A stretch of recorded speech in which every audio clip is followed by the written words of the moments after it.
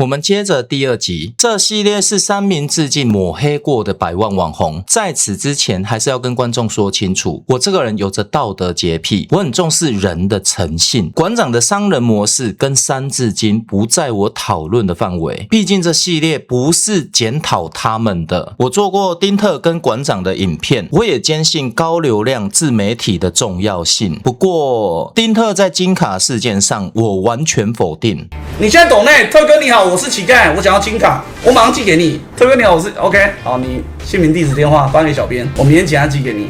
你屌，你屌！当初漏给他的雷蛇限量这个限量的联名杯，对我准备了50杯，然后还有一张特制的金卡。这个人毋庸置疑是个奥 K， 但是法律问题不能看他讨喜不讨喜。你已经明确答应要给金卡了，无论他多烂，你们之间已经完成双方意思表示合致，成立不要式契约。他接受被称之为乞丐，你接受给予金卡，法律上就接近负担的赠与契约。他完成负担后，你就难以主张任何反悔。重点还是你这个人是不是言而无信。想了解事件的可以追这2支影片，这边只聊个大概。寇哥因为答应了要给乞丐金卡，结果事后觉得对方的态度很嚣张，对自家店员也很不友善，于是就决定不要送，所以最后就被乞丐告了，还要求拿金卡上法庭面交。对此，网友们也都在骂丁特，认为自己立 flag 又赖皮不给，还拿了人家的抖内。然而，丁特后来就在直播中说，看到大家都在底下留言骂他，让他觉得很不妥，认为峰哥急着蹭流量，导致没有说清楚他最后不给金卡的理由，而害他被骂。叽叽巴巴一大堆，就是他妈叫你们老板赔个金卡吧，你老板这样教你做事的，无所不用其极的侮辱我的员工，态度嚣张，跋扈自己。那丁特一开始也是服了，叫他把资料发给小编，说明天寄金卡给他，所以这观众就很得意的去找小编了。不过这态度让丁特觉得很恶心。过了1天之后，丁特觉得他的金卡是请粉丝喝饮料，不是请乞丐喝的，所以最后就决定不给他金卡。认真看这段的人对事件已经有初步了解，丁特不是这集的主人公，我只剪个精华。那什么是精华？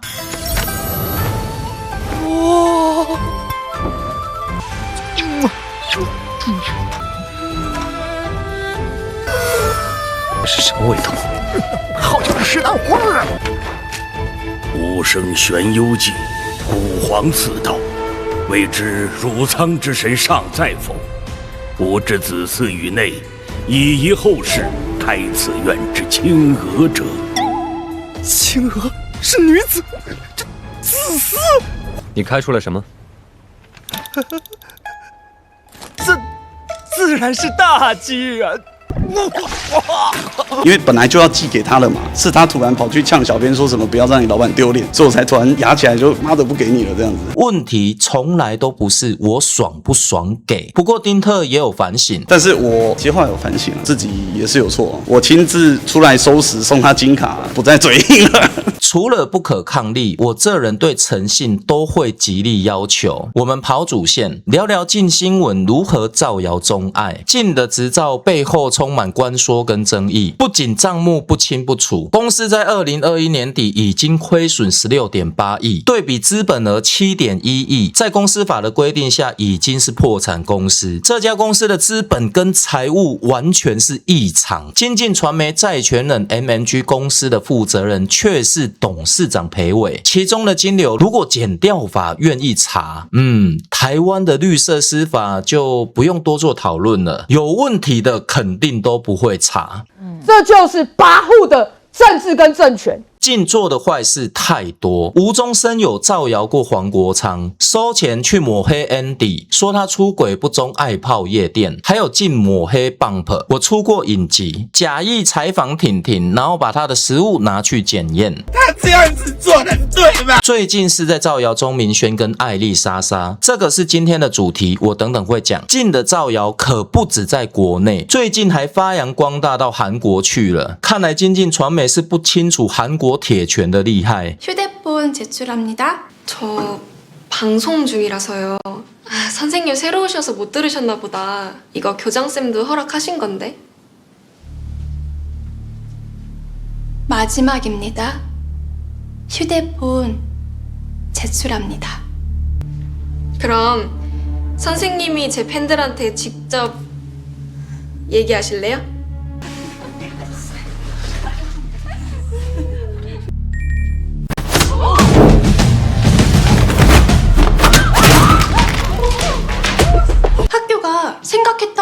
더 개판입니다. 지금부터 이런 것들을 교권 침해로 간주합니다. 너무 오버하시는 거 아니에요? 다시 제 소개를 하겠습니다. 저는 대한민국 교육부 산하 교권보호국 감독관 이발일입니다. 휴대폰이 그 첫 번째 조치입니다. 지금 당장 휴대폰을 제출합니다。学校议题是我的专业之一，以后有机会再跟大家分享现在的学生有多嚣张。我们一个一个来 ，Andy 出过影片了 ，Bump 跟国聪我都出过影集了。这边补充国聪跟晋的最新进度。之前晋周刊、晋电视说我养骇客，我揭发弊案跟人家收钱，北中南到处招募骇客的志工群组，还什么提供汇款账户要他去汇钱，所以就告了他们，告了晋周刊。去年反正有一拖拉库垃圾报道，所以我们就告了晋周刊。出庭的时候，晋周刊说没有，我们有去问一个人，那个人这样子讲，所以我们这样子写。那个吴姓工程师呢就被叫到法庭上面来问话。基本上面是你只要有去开庭的人，你听了以后，你只有一个结论，就晋周刊从头到尾的报道全部内容都是假的，从头到尾写假的报道，写一堆。我基本上我已经不称为他们是媒体了，因为他没有资格当媒体。民进党的传声筒，民进党的打手，基本上大概就是这种角色，垃圾媒体，垃圾报道。听清楚了吧？晋就是垃圾媒体，垃圾报道。那在垃圾媒体工作的人要怎么称呼啊？你说了什么话啦？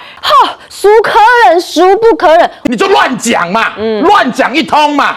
说我不提告周刊是怕吗？我只是要让子弹飞，这个才叫做造假新闻。他突然又还提还的，你造假完以后，你有出来道歉吗？婷婷也是受害人之一，当初假意讨好去采访，结果只是为了炒新闻。原来这阵子他开着餐车到处跑照，卖起独家研发的黑豹188香肠堡，多次遭人检举违规摆摊。现在甚至传出，不仅餐车是违法的拼装车，就连香肠堡也脏得不要不要的。我们现场购买了3份香肠堡，包含面包、1条熟香肠、生高丽菜丝、2片带爆，以及声称有黑松露的沙拉酱，随即火速送往 SGS 检验。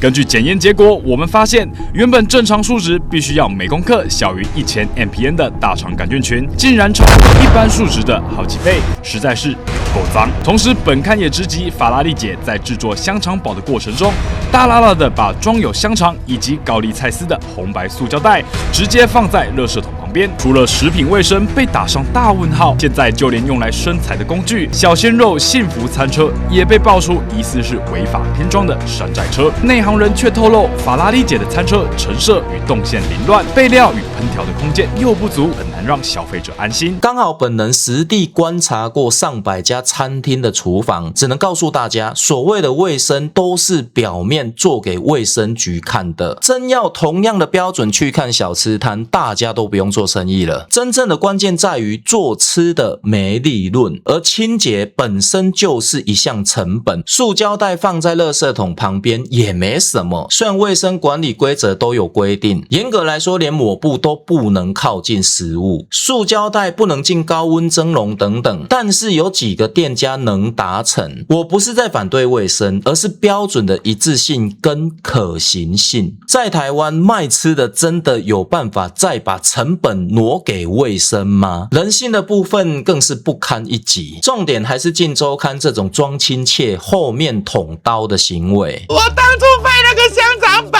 你们周刊要来五股那边采访，我二话不说，拿我的东西寄给卫生署验，什么意思？验的话，你那个东西你随便有灰尘，随便都验不过。台中一来卫生署要来查我，最高罚300万。我还敢出去卖吗？我那时候没有哭没有叫呢，给人家留一点活路啦。我小小直播主而已啦，不是像进行者般的光环啦。这样子是什么意思？我这样子受到很多打击。现在周刊自己有跟你联络？没有啦，他们是做这信息的。建议晋周刊的采访，大家敬而远之，小心被冲康哦。我们下礼拜再约一天啊。可以。好啊。吃什么？哎 ，baby， 啊，你刚才没有说让那些白痴付就好。我没有啊。你不踢我？没关系啊，我们可以付啊。没有我付啊，我没有这样讲啊。真的，你们自己看，让那些白痴付就好了。你在干嘛啊？你干嘛？啊？不是你讲话那么小声干嘛？我完全听不到你在讲什么。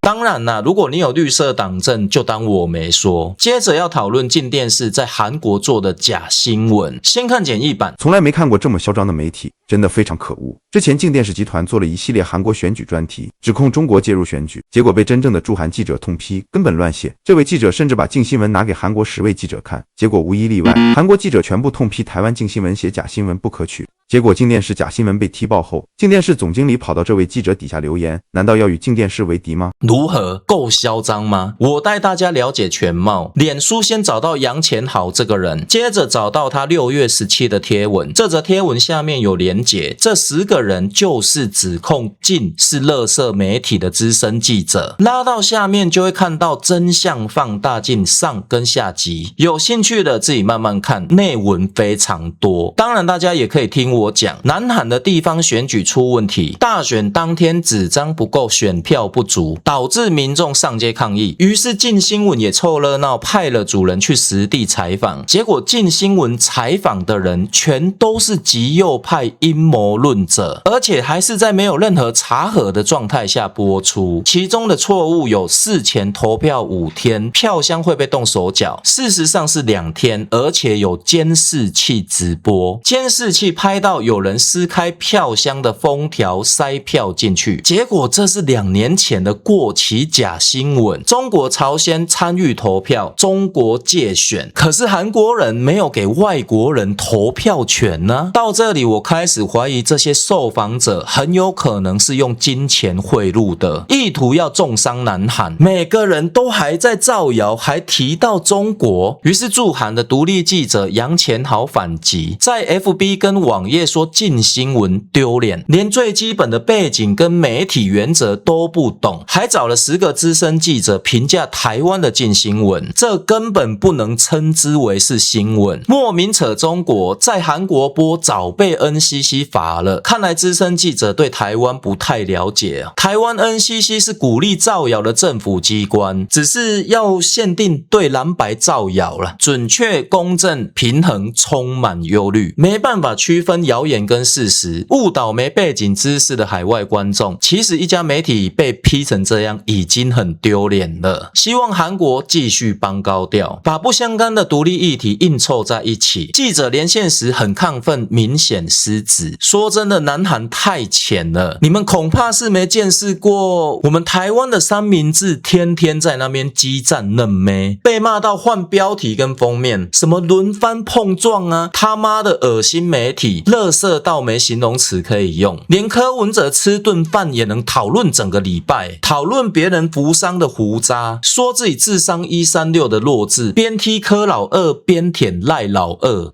So I can do everything. 哦，还会批评别人天生的口疾。今天早上律师状都已经递完了啦，民事、刑事一起告了。哦，哈，递完，即摆毋是咧递加精，吼，你讲话吼，莫咧啊，敢若夹到你的喙齿共款。我甲你讲啦，你讲话来点仔卡卡吼，人就感觉你心就虚的啦。你就亲像我安尼规个压起来嘛，你会记你还有那个警察啊，暗分那个熟的啊，你唔就有救小的。结果你出来的时阵讲，无啦，我救棍啦。哦，还检察官还问我什么是违反集会游行法，无啦，我甲你讲，冲大的。出来社会走总唔是安尼啦，我甲你讲，我即马是洗米露清的，我蹬车卡的时阵，海头我甲你啉落，大概拼输赢，我甲你讲。这看起来很脏的假发男根本不懂黑道，其他造谣的部分，等你被判决确定，我会特地拿出来讲。我们实际看一下影片。 정황을 포착되기도 했습니다. 可以听到，其实他们最主要呢，还是针对这个不在籍投票的这个选举方式哦。因为像台湾呢是当日投票的，那不在籍投票呢，把这个选举的时间也拉长了。那他们也认为说，在这里面来做操纵的机会其实是非常多。其他部分观众自己去找吧。6月17杨前文的贴文底下，镜新闻总经理蔡昌波还跑去留言，这些留言超有讨论价值。前面没挂名字，我还以为是赖瑞隆的儿子写的。镜新闻最不缺监督，主管都是20-30年资历，轮不到你指导。有没有黄光芹的既视感呢？每次听黄光芹在那边倚老卖老，都觉得滑稽。我要挑战一个东西，包括今天都是洗版啊、网工啊，黄光芹就不信邪。我做一个资深媒体人，我有36年的资历，我今天给他通红一下，这个改变不了。我不可能接受所谓的你凭什么批评黄国昌？你那么厉害，去弄几个大人物的独家专访，我忍了好几天，实在看不下去。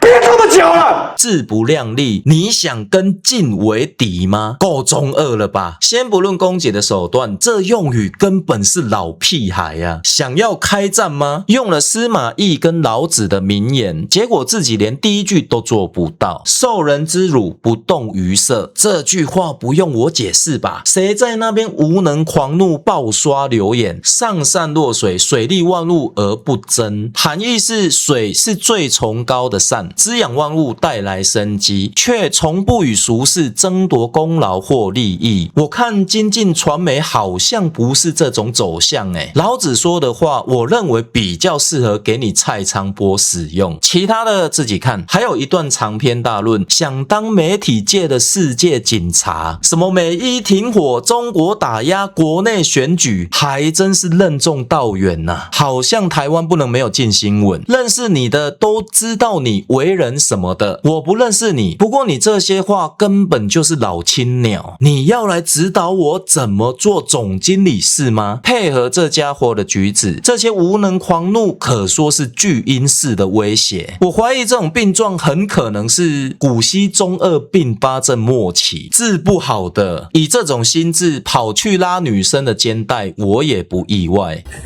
帮我拿着。我是说手机。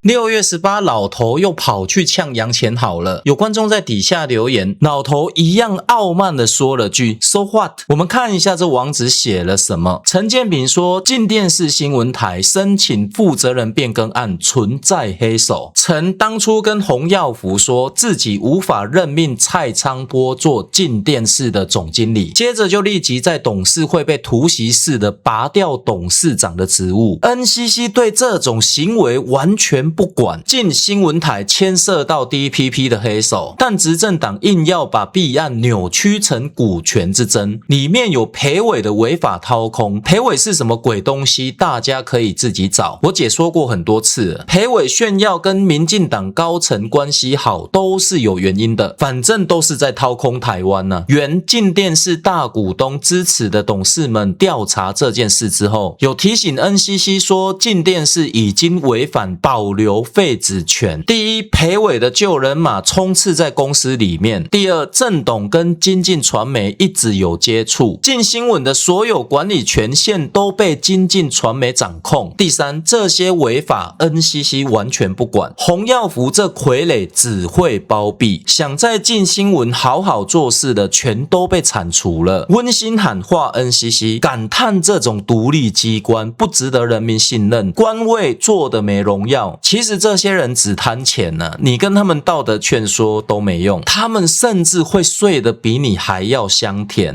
来吼，我困吼，来吼，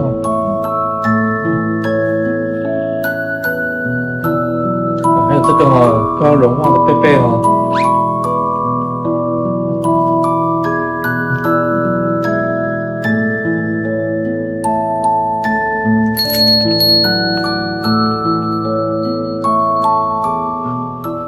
次数到了，请大家自己找杨先生的脸书。台湾的媒体基金会、协会团体、绿电公司、黑熊学院，基本上就是大型洗钱中心。当大家对司法不信任，做检察官或法官的你怎么抬头？当英国牛津大学的全球报告呈现三明治垫底的信任度，配合30%以上的不信任，做记者、媒体人的你怎么荣耀？过年过节回老家，好意思说你办了柯文哲吗？脸皮能厚到跟亲戚介绍自己是三立记者吗？还是钱赚饱就够了？更夸张的是绿营名嘴整天在那边不知所云，还有懒觉比鸡腿，完全这个高度是没有办法比的。讲难听这一点就是懒觉比鸡腿，懒觉比鸡腿，懒觉比鸡腿，懒觉